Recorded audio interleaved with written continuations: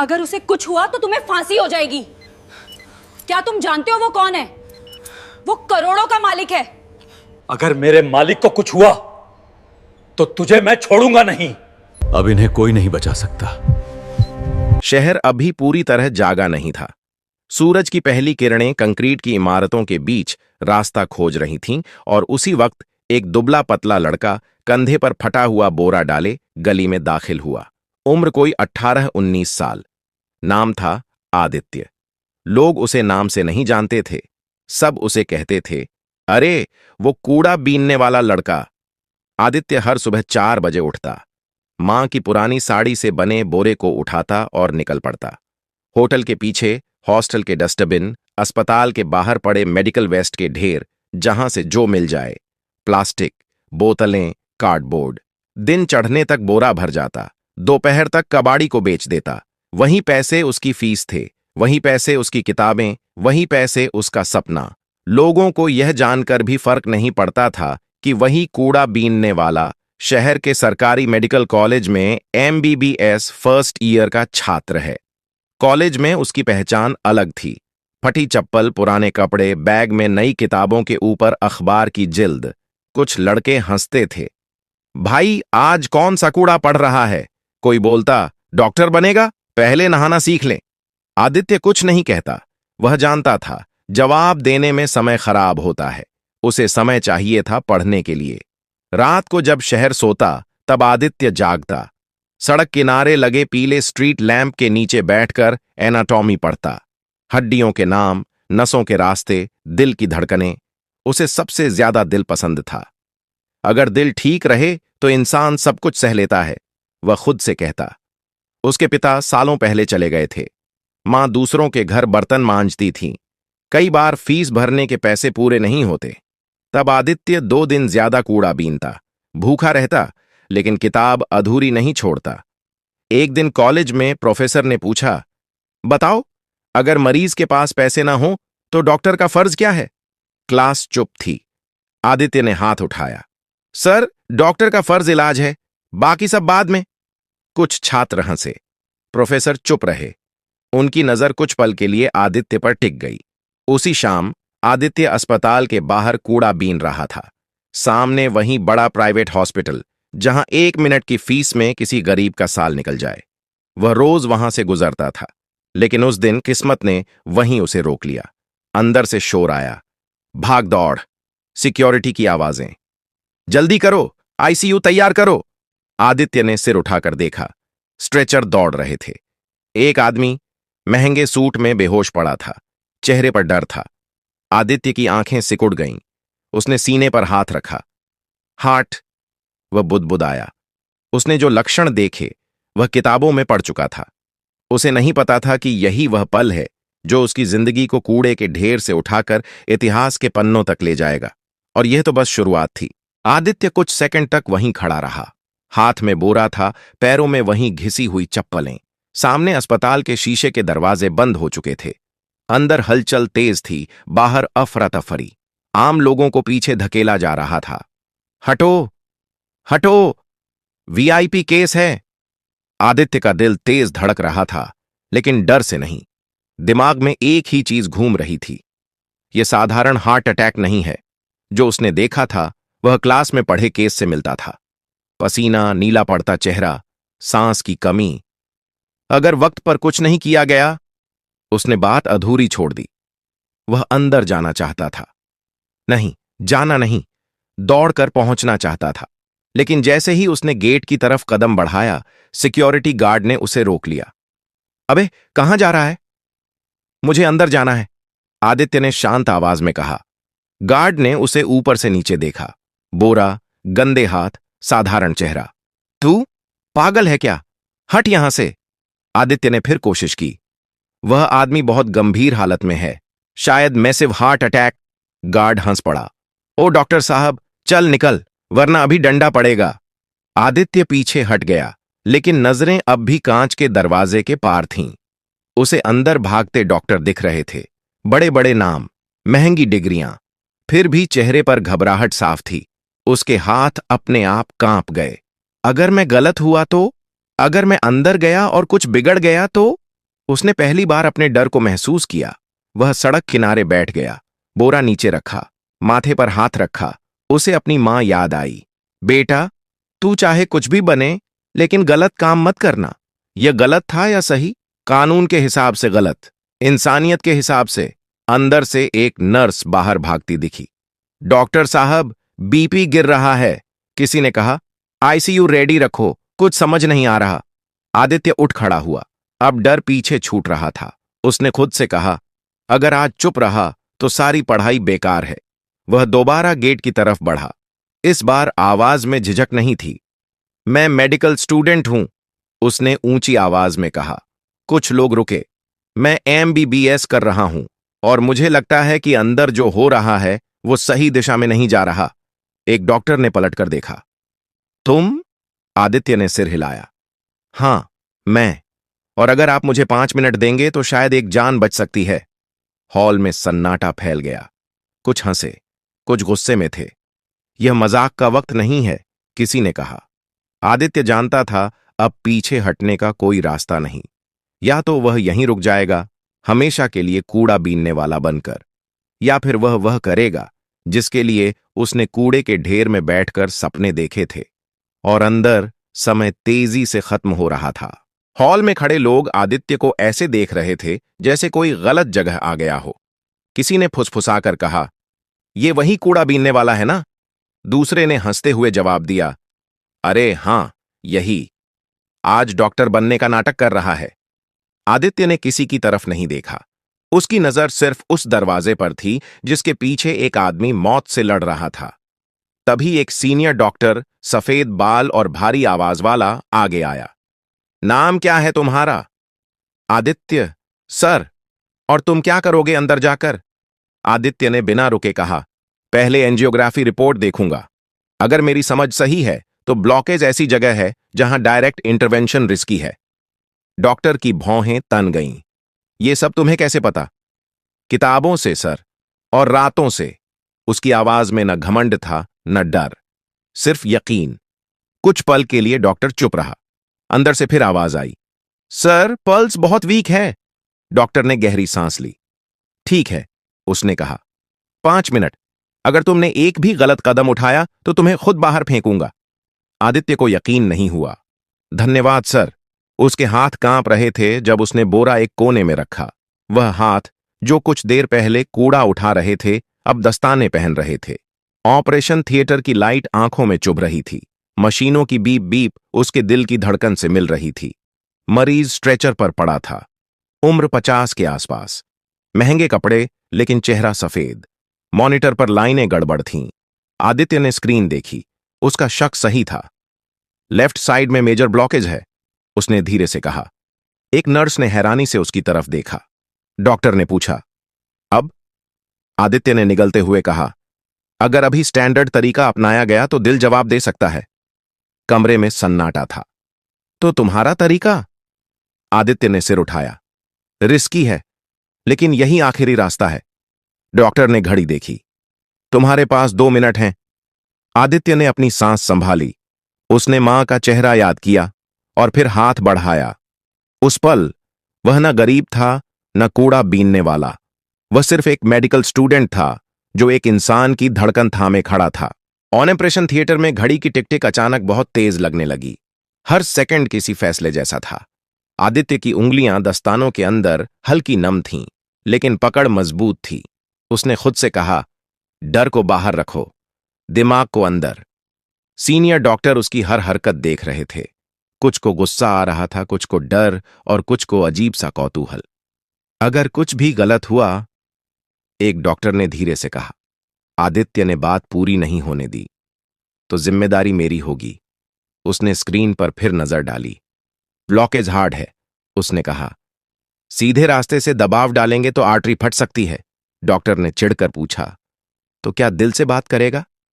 आदित्य ने पहली बार उनकी तरफ देखा। नहीं सर, दिल के पीछे से जाऊंगा। कमरे में हलचल मच गई। ये बहुत खतरनाक है। एक स्टूडेंट ये सब करेगा, ये पागलपन है। आदित्य ने किसी की नहीं सुनी। उसने पतला कैथेटर लिया। उसकी हर मूवमेंट सोच समझ कर थी, जैसे उसने यह सब पहले भी सैकड़ों बार किया हो। असल में किया भी था, किताबों में, वीडियो में, अपने दिमाग में। मॉनिटर पर लाइनें डगमगाईं। बीपी गिर रहा है, नर्स बोली। एक डॉक्टर आगे बढ़ा। रुको, आदित्य ने शांत आवाज में कहा। अगर अभी रुके तो सब खत्म। उसकी आवाज में ऐसा भरोसा था कि कोई आगे नहीं बढ़ा। उसने आखिरी हल्का सा दबाव दिया। एक पल के लिए सब थम गया। फिर बीप बीप बीप लय वापस आ रही थी। मॉनिटर की लाइन सीधी नहीं रही। दिल फिर से बोलने लगा था। किसी के मुंह से निकला, यह हो गया। आदित्य ने धीरे से हाथ पीछे खींचे। उसके कंधे डीले पड़ गए। अब उसके हाथ कांप रहे थे, डर से नहीं, उतरते हुए तनाव से। सीनियर डॉक्टर कुछ नहीं बोले। कुछ सेकंड तक सिर्फ मशीनों की आवाज थी। फिर वही सख्त आवाज धीमी पड़ गई। तुमने आज वो किया जो हम नहीं कर पाए। आदित्य ने सिर झुका लिया। सर, मरीज जिंदा है, यही काफी है। बाहर अस्पताल की लॉबी में किसी को अभी पता नहीं था कि अंदर क्या हुआ है, और आदित्य को यह भी नहीं पता था कि यह जीत उसकी जिंदगी की सबसे बड़ी परीक्षा की शुरुआत है, क्योंकि दरवाजे के बाहर कानून इंतजार कर रहा था। ऑपरेशन थिएटर का दरवाजा खुला तो बाहर खड़े लोगों की सांसें थम गईं। कुछ को उम्मीद थी, कुछ को डर, और कुछ को बस तमाशा चाहिए था। आदित्य सबसे पीछे निकला, बिना किसी हीरो वाली चाल के, सिर थोड़ा झुका हुआ, आंखों में थकान। सीनियर डॉक्टर आगे आए। मरीज अब खतरे से बाहर है। एक पल को सन्नाटा रहा, फिर शोर। मीडिया के कैमरे चमक उठे। सर, क्या यह चमत्कार है? क्या हॉस्पिटल ने नई तकनीक इस्तेमाल की? लेकिन इससे पहले कि कोई आदित्य की तरफ इशारा करता, हॉस्पिटल मैनेजमेंट हरकत में आ गया। यह बात बाहर नहीं जानी चाहिए, एक आदमी ने धीमी आवाज में कहा। अगर पता चला कि एक स्टूडेंट ने, वाक्य अधूरा रह गया। आदित्य को एक कोने में बैठा दिया गया। तुमने अच्छा किया, एक नर्स ने फुसफुसाकर कहा। आदित्य ने हल्की मुस्कान दी। उसे तारीफ नहीं चाहिए थी, उसे बस राहत थी। तभी बाहर से सायरन की आवाज आई। पुलिस! एक इंस्पेक्टर तेज कदमों से अंदर आया। कौन है आदित्य? आदित्य खड़ा हो गया। मैं। इंस्पेक्टर ने सीधे कहा। बिना लाइसेंस मेडिकल प्रोसीजर करने के आरोप में तुम्हें हिरासत में लिया जाता है। भीड़ फिर शांत हो गई। आदित्य की मां, जो किसी तरह खबर सुनकर पहुंची थी, आगे बढ़ी। साहब, मेरे बेटे ने जान बचाई है। इंस्पेक्टर ने नजरें नीचे कर लीं। मां, हम समझते हैं, लेकिन कानून। आदित्य ने मां का हाथ पकड़ा। रो मत, उसने कहा। अगर आज नहीं करता तो मैं खुद को कभी माफ नहीं कर पाता। हथकड़ियां उसकी कलाई पर कस गईं, वही कलाई जिन्होंने कुछ देर पहले एक दिल को संभाला था। कैमरे सब कैद कर रहे थे। पुलिस जीप चल पड़ी। पीछे अस्पताल खड़ा था, चमकता हुआ, चुप। आदित्य खिड़की से बाहर देख रहा था। उसके चेहरे पर डर नहीं था, बस एक सवाल था, क्या सही काम की यही कीमत होती है? और शहर में उसी वक्त एक करोड़पति आईसीयू के बिस्तर पर आंखें खोलने वाला था। उसे अभी यह नहीं पता था कि उसकी धड़कन किसने लौटाई है। कहानी अभी बाकी थी। आईसीयू की हल्की नीली रोशनी में करोड़पति विराज मल्होत्रा ने धीरे धीरे आंखें खोलीं। सीने में हल्का दर्द था, लेकिन धड़कन स्थिर थी। मशीनों की बीप अब डरावनी नहीं लग रही थी। उसने सूखे होंठों से पूछा, मैं जिंदा हूं? पास खड़े प्राइवेट डॉक्टर ने तुरंत झुककर कहा, जी सर, आप बिल्कुल सुरक्षित हैं। हॉस्पिटल की टीम ने। विराज ने उसकी बात काट दी। झूठ मत बोलो। बेहोश होने से पहले मैंने तुम्हारे चेहरे देखे थे। तुम लोग घबरा गए थे। उसकी आवाज कमजोर थी, लेकिन रुतबा जिंदा था। कमरे में सन्नाटा छा गया। उसका पर्सनल असिस्टेंट आगे आया। सर, सच ये है कि आपको बचाने वाला कोई सीनियर सर्जन नहीं था।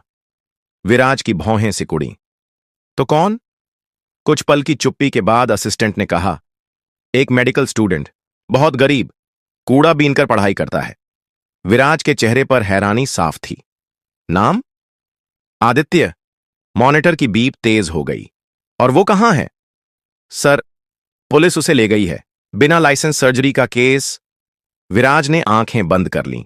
कुछ सेकंड बाद खोलीं तो उनमें गुस्सा था। जिस लड़के ने मेरी जान बचाई, वो जेल में है। उसने ड्रिप हटाने की कोशिश की। तुरंत फोन लगाओ। उसी वक्त शहर की हवालात में आदित्य फर्श पर बैठा था। पीठ दीवार से लगी, आंखें बंद। उसे नींद नहीं आ रही थी, उसे डर भी नहीं लग रहा था, उसे बस मां की चिंता थी और एक अजीब सा सुकून भी। कम से कम आदमी जिंदा है, उसने सोचा। दरवाजा अचानक खुला। हवलदार ने कहा, तू आदित्य? हां, चल बाहर। आदित्य को समझ नहीं आया। वह चुपचाप उठा। बाहर आते ही उसने देखा पुलिस अफसर खड़े हैं, फोन पर बात कर रहे हैं। जी सर, अभी छोड़ रहे हैं जी। हथकड़ियां खुल गईं। इंस्पेक्टर ने कहा, तुम्हारी जमानत हो गई है। किसने? आदित्य ने पूछा। इंस्पेक्टर ने एक नाम लिया, विराज मल्होत्रा। आदित्य कुछ नहीं बोला, बस सिर झुका लिया। अस्पताल में कुछ घंटे बाद आदित्य को आईसीयू के कमरे में ले जाया गया। विराज उसे देख रहा था। वही सादा कपड़े, वही शांत आंखें। तो तुम हो, विराज ने कहा, जिसने मेरी धड़कन वापस दी। आदित्य ने बस इतना कहा, मैंने अपना फर्ज किया सर। विराज मुस्कुराया। आज समझ आया, उसने धीमे से कहा। कभी कभी सबसे कीमती चीजें कूड़े में नहीं, कूड़े से उठकर आती हैं। और वहीं उस कमरे में एक नई कहानी की नींव रखी जा रही थी। कमरे में कुछ पल की खामोशी थी।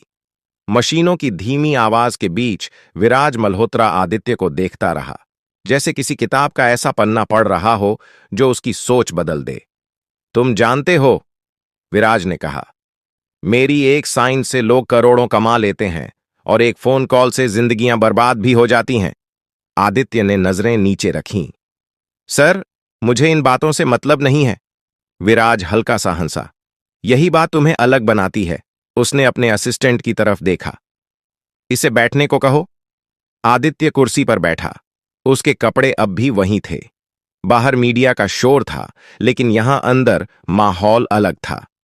तुम्हें पता है, विराज ने कहा, हॉस्पिटल तुम्हें बचाने के लिए नहीं, खुद को बचाने के लिए चुप था। अगर मैं न बोलता तो तुम आज भी जेल में होते। आदित्य ने पहली बार सीधे उसकी आंखों में देखा। सर, अगर दोबारा वही हालत होती तो भी मैं वही करता। विराज की मुस्कान थोड़ी गंभीर हो गई। और अगर इसकी कीमत तुम्हारा करियर होता तो भी, आदित्य ने बिना सोचे कहा। डॉक्टर बनने का मतलब सिर्फ डिग्री नहीं होता। विराज ने गहरी सांस ली। मैं तुम्हें इनाम देना चाहता हूं, उसने कहा। पैसा, कार, विदेश की पढ़ाई, जो चाहो। आदित्य चुप रहा। कुछ सेकंड बाद बोला, सर, अगर सच में देना चाहते हैं तो एक काम कर दीजिए। कहो। मेरी मां को अब बर्तन न मांजने पड़े और मेरी फीस, किताबें, बस उतना।